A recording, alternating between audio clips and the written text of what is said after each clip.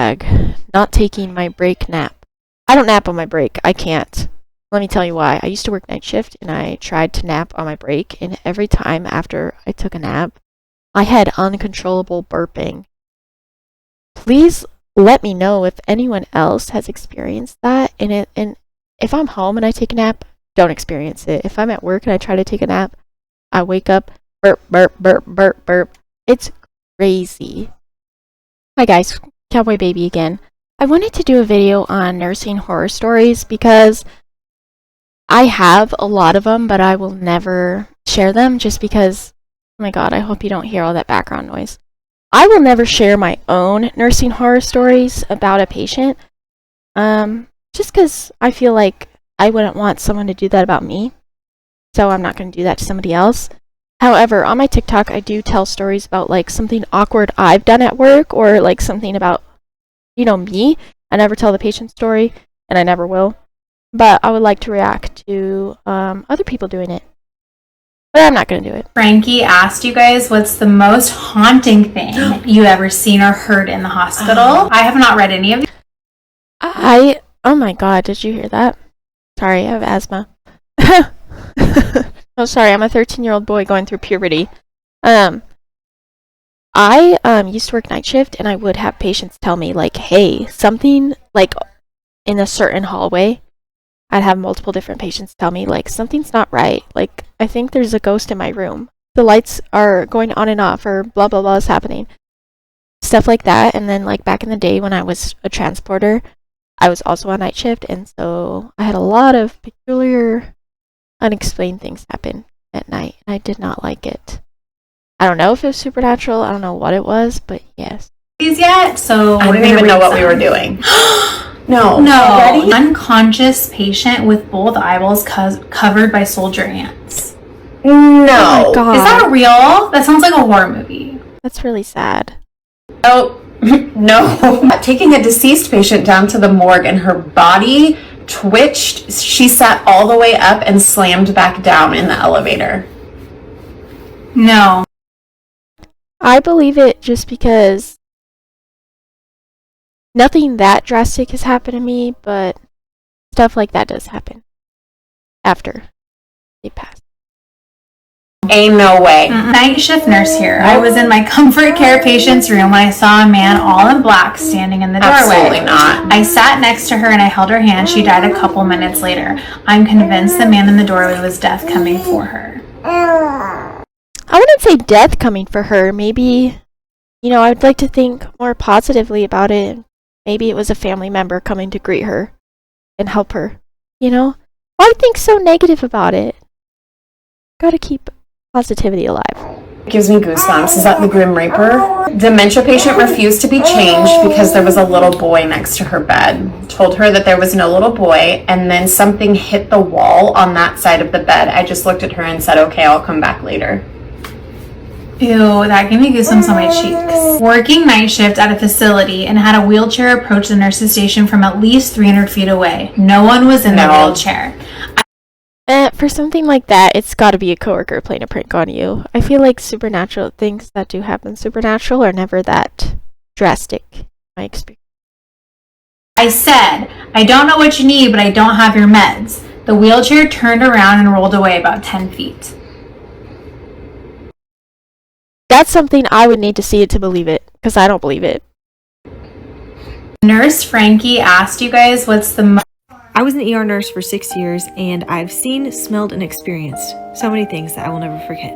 One time, I was a primary nurse for rooms 9 through 12, and I came out of one of my rooms, and I smelled a very, very, very thick smell of like paint, like wet paint. And they said, Jenny got a new patient in 12.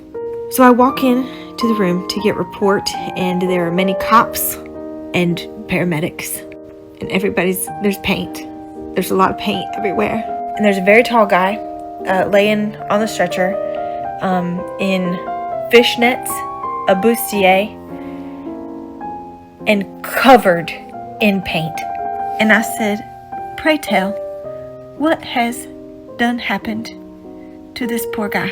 Well, he was headed to the Lady Gaga concert, and he pre-gamed good with many substances, and no one bothered to tell him that the Lady Gaga concert had been canceled.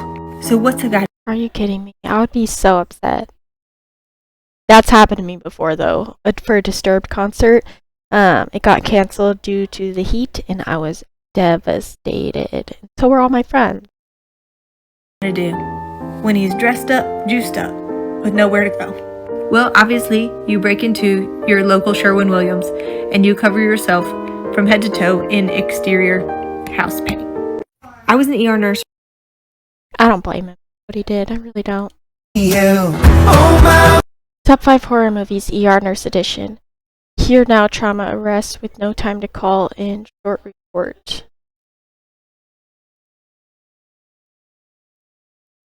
Here Now Trauma Arrest with no time to call. I feel like that happens a lot. Any call from lab, truly. Ooh, felt that as a floor nurse. I am going to die today. Oh my god. This actually happened recently. And I called my charge nurse so quick. I was like, I need your help right now. Patient needs deconned after I've already spent time in. Deconned? What does that mean?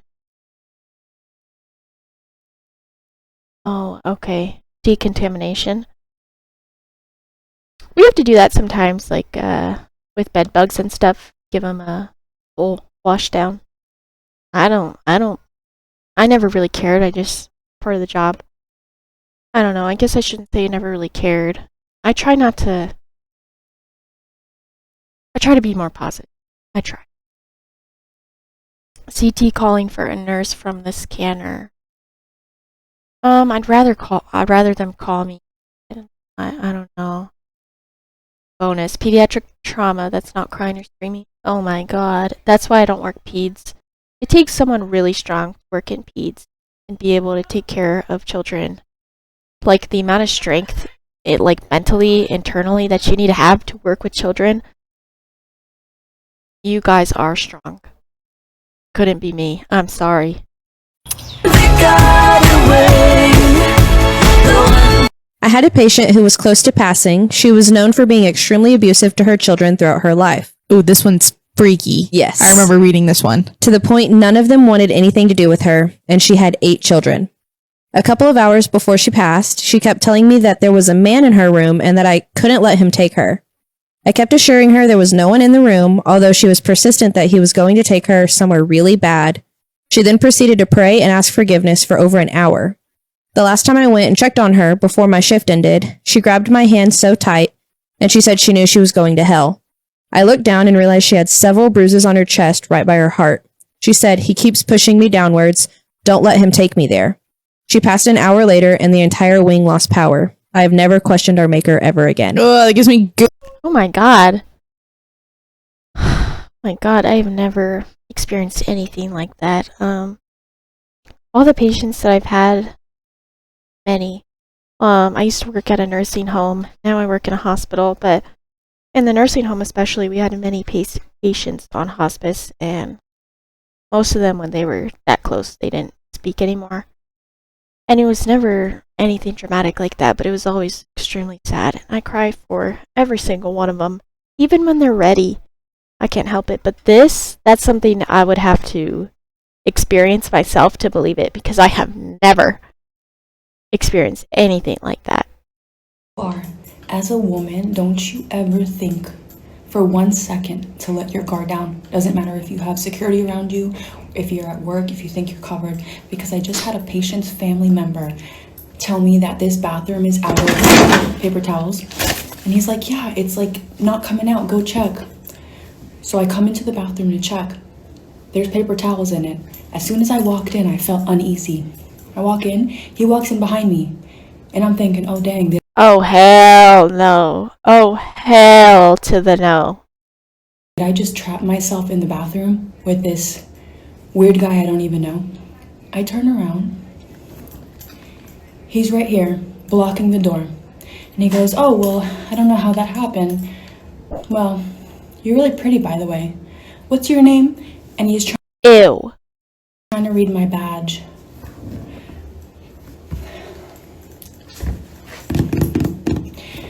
Sir, step aside. Step. Oh my god, I thought this video was gonna be like, oh my god! Oh my god. I thought this video was gonna be like traumatic nursing stories, not like, oh my god, I almost got assaulted. Well, that's half of nursing. Oh my god, I almost just got assaulted right now. That is literally half of nursing. Top 5 horror stories nurses saying they make $40 an hour. They need to make more. I have chest pain. That scares the living out of me. Rapid, immediate, rapid. I don't care. I don't care. Rapid, immediately. Recruiters calling for less than $75 an hour. I don't do travel, so I don't know. No diversity on the floor. Ooh, red flag. Not taking my break nap. I don't nap on my break. I can't. Let me tell you why. I used to work night shift and I tried to nap on my break, and every time after I took a nap, I had uncontrollable burping. Please let me know if anyone else has experienced that. And if I'm home and I take a nap, don't experience it. If I'm at work and I try to take a nap, I wake up, burp, burp, burp, burp, burp. It's crazy. The morning light is turning blue, the feeling is bizarre. The night is almost over, I still don't know where you are. Yikes to all of that. I have the spookiest hospice story you will ever hear. It's pretty woo-woo. If you like that kind of thing, you're going to love this one. This happened at a hospice care center. We had 2 patients whose rooms were kind of kitty corner and adjacent from each other. In the first room was a man who was dying of cirrhosis of the liver. He was pretty much out of it, actively. Cirrhosis is such a horrible, horrible, horrible disease to die from. And he had this yappy little dog that was always on the bed with him. The second patient down the hall was a woman with ALS who had decided to do voluntary stop eating and drinking so that she could end her life. This lady had been with us for a long time, and she had heard that we did an honorary toast with the family members of the person after they died with non-alcoholic, sparkling cider. And she decided that she would like to have that done before she died. It had been 3 weeks since she had anything to eat at all. She'd still had a cup of coffee each morning, but she had stopped eating completely, and she was really getting close to the end of her life. So one night she summons the evening staff and she says, I want to do the toast now. Meanwhile, down the hall, our guy with the liver disease is pretty much unresponsive, and for once his yappy little dog is not being yappy. The dog is just sleeping on the bed and the family is in the room with him. So the staff is gathered around Our Lady, and they all have their little champagne flutes with their fake champagne, and they're each saying something about her, and after the last person speaks, she dies. That by itself is very woo-woo, because people rarely have a moment where they say, I'm gonna die, and then they die, or they call everybody in and say, it's time, I'm gonna die, and then they. I don't think that's true. In my experience, a lot of them knew. Yeah. And I think they wait. They wait for certain people to be there, or they'll wait until this certain person leaves the room if they don't want somebody to see it. Just because I've seen it, I've seen people wait. So I believe they know. And I don't know how, and it's crazy, but I believe some people can choose. Or maybe they're not choosing and they just know. Like, this is it, this is the time. I believe they either know or choose it. Died. This doesn't happen very often, but it happened in this case. So she's dead, and now down the hall, this little yappy sleeping dog wakes up and starts yapping at the door. And the guy, who's been mostly unresponsive, sits up in the bed, looks at the door, and says, "Who are you?" "Oh, okay," and then lays back down and is unresponsive again. And the family says, there's no one at the door. So we're all pretty convinced that Our Lady's spirit was walking past his room. True story. I believe it. I do. When my grandma was on hospice, this was in 2024, one of the absolute worst times of my life, but my grandma was on hospice. The next room over was my friend Tony. She works with me. Her grandmother was also on hospice. And while we were visiting with our grandmother, her grandmother had died, and she didn't have anyone there. She was like, "Can you guys come over to this room and just be with me?" And so, of course, me and my sister, we go and we be with her, and we hear knocking, like a little knock on the door, and it was like, I don't know how to explain it because nobody was at the door. And I'm just like, we were all just like, yeah, that was her. That was her grandmother who just passed that did that. It was crazy. So I do believe this story. Story, I shit you not. My top 5 horror stories as a psych nurse, 1 to 20 ratios. I'll do you one better. When I worked at the nursing home, I was the one nurse for 2 floors, 16 patients each, 32 patients. And that was so unbelievably unsafe. And I hate that facilities do that because it's, at the end of the day, it hurts the patient. It doesn't hurt the facility. It doesn't hurt anyone else. The facility saves money. Meanwhile, the patients suffer due to unsafe staffing ratios. One size fits all inpatient treatment. Never gonna work. Never, ever, ever, ever, ever. Random loud bang. My worst fear too. Anytime I hear a bang, I'm like, oh my god, my patient fell. And so I go check on everybody and then nobody fell and I'm like, thank you. Thank you. Current state of our mental health system. And it's getting worse, dude. And they're shutting down more mental health facilities. Makes no fucking sense because we need more resources, not less. Especially for the state of the world we live in right now. People are hurting and they need help. I can't. I'm a night shift nurse and ghosts are just naturally attracted to me. So here's a story of working night shift in haunted hospitals. What the hell did I do? I'm a night shift nurse and ghosts are just naturally attracted to me. So here's a story of working night shift in haunted hospitals. This one night it was super busy and I was working with this Jamaican nurse and she was like a no nonsense older nurse. I loved her. Well, it was very busy and the call bell kept going off in a room where no one was. We even unplugged the call bell. It would still go off and ring at the nurse's station. And the Jamaican nurse kept being like, "Is that room 4 again? Oh hell. Is that room 4 again?" Finally, she had it. She walks into the room and she starts telling off the ghost. She goes, "We don't have time for this. It is a very busy shift and you are annoying me and you're going to stop right now." And then she slams the door. And guess what? The call bell did not go off again the rest of the shift. I believe this. 1000%. I believe it. I'm Meg. I've been a nurse for 16 years and spirits have always followed me. So here are my haunted hospital stories. I hope the algorithm shows you this at night. This one night shift, the hospital was at capacity. I was working PCU and we were admitting and discharging pretty quickly. And we had one It's nighttime.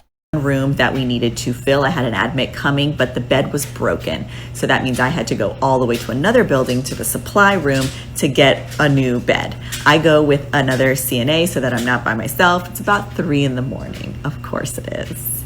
So we bring linens and everything. We go. There's one bed left in this maintenance supply room. So we sign it out, we take it, and we have to make the bed and then push it all the way from one building to the next. Well, there's a long hallway that is not fully lit at night. So they put on maybe half the lights.